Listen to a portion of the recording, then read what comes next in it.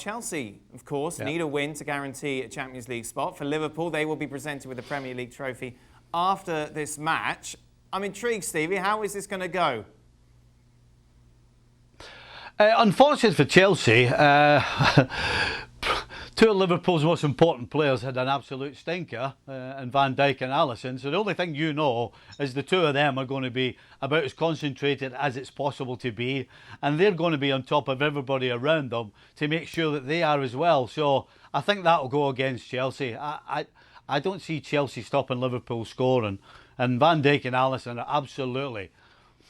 They don't want to be embarrassed again. They're going to be at the top of their game, so that's bad news for Chelsea. Do you agree, Shaq? Well, I'm not as confident as Stevie is. I still think Liverpool win the game, just because I think Chelsea have been inconsistent. I don't expect Liverpool to be as bad. Liverpool haven't been very consistent, Shaq. Was that, sorry? Liverpool haven't exactly been a shining example of consistency. Which is what I was about to say, Dan. I was just going to say that I don't expect Liverpool to be anywhere near as bad as they have been, given the situation and the presentation of the trophy and all that means. But I don't expect them to be anywhere near as good as we'd seen them earlier this season. I think they get the job done just 1-0. I'm going to go Liverpool. Manchester United taking on West Ham. A lot of talk ahead of this game about United's goalkeeper, David De Gea, of course, making a couple of high-profile errors in that FA Cup semi-final defeat against Chelsea. Stevie, simple question, I suppose. Do you start him if you're Ollie? Yes, I do. Listen, from a coach's point of view, the first thing you do is you go and see the goalkeeper coach and say, where's this guy's head at? And if he says, look, his head's fine, he understands he's made mistakes, but his head's fine, you then ask him, would you play him? And then, regardless of what he says, then you make a decision. And you ask yourself a question. Honestly, that's how it works. You include everybody, but at the end of the day, you're the one that makes the decision. So and the final question you ask yourself is... Go on, Steve.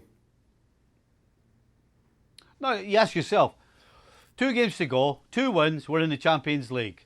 If I need a goalkeeper, I've got 2 keepers and I need a save between those 2 games to get us over the line, who do I think is going to make it? Do I think Romero makes it, or do I think De Gea makes it? And if I'm Ollie, I'm still going to say I think De Gea makes that save. And so you play him. Shaka? I agree. You play David De Gea because he's has been your number 1 throughout. And even though I thought it was a poor choice to swap Romero and De Gea for the Cup semi-final, I think you have to stick with who's been your preferred number 1. And just as we may have questions about David De Gea and where his head is at, as Stevie put it, similarly with Sergio Romero, who's played in the FA Cup up until this point, and then you leave him out, unless the plan all along, and that plan you spoke to Romero about, was to play De Gea in the Cup and then Romero in the league games, then I think you have a similar concern around Sergio Romero and where his head is at. At the same time, I don't doubt for a minute that if you call him in, he is absolutely professional about what he does. But right now, he's looking at Solskjaer kind of concerningly, given how he's treated over recent days. Stevie, you've played, of course, in front of some great goalkeepers, some not so great goalkeepers, keepers that had dodgy spells. How does it affect defenders when your goalkeepers are going through this sort of run? Well, fortunately, the mistakes were few and far between. And it's not really...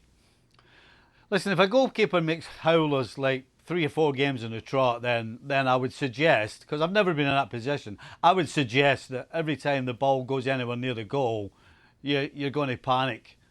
So I don't think it's reached that stage yet. Yes, you know the mistake is there. It is possible it can happen, but it's not in the forefront of your head, and it shouldn't be. You know, you should be concentrated on doing your own job, and if you're a true professional and a good player, and Maguire and Lindelof are, then they won't be thinking about De Gea. They'll be thinking about what job they have to do. Do you change anything if you're De Gea, Shaka? If you're David De Gea, no. But just to speak on your previous question about how it affects defenders, I think when goalkeepers are going through bad patches or had games like David De Gea does, the natural reaction of defenders is to play a little bit deeper, to protect the goalkeeper a little bit more. You don't get as far as advanced as you normally do. I think that's just the natural reaction. The challenge to that for Manchester United and the way they play, particularly against West Ham, United have been pressing higher up the park. And if all of a sudden there's a bigger gap in between midfield and defense, I don't feel they're anywhere as effective in what they're trying to do. Final game, of course, against Leicester City. Similarly, given the pace that Leicester City play with, I just feel it throws everything off sync for Manchester United. But as far as David De Gea goes, no, you just try to do the basics as best you can. You hope to get and take a nice early shot. That's rather simple and just warms the hands a little bit. You come and you take an early cross and you try to build on that. Predictions, United win, Shaq? Dan, I think...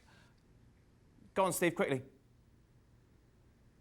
No, I think if you make the change for this next game, I think you're causing a problem. Right. You know, I think you're going to throw something into the mix that's going to upset everybody. So I think the smart thing is brush it aside, play De Gea, and then let it go to bed. United wins, Stevie. Yeah, United wins. United win, Shaq? Yeah, David De Gea starts, United win 2-0. Thanks so much for watching ESPN on YouTube. And for more sports highlights and analysis, be sure to download the ESPN app. And for premium content and live streaming, subscribe to ESPN Plus.